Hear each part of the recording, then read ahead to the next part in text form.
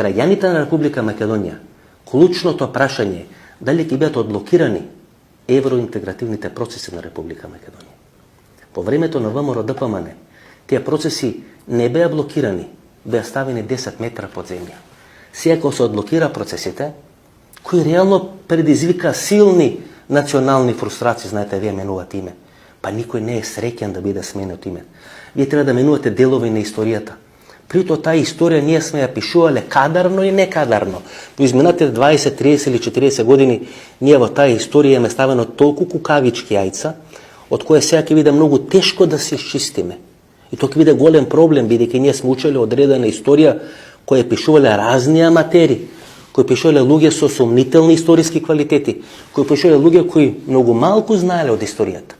И ако комунистите кажувале дека ние сме една од најмладите нации на Балканскиот полуостров, ние во изминатите 30 години станавме најстара нација на светот.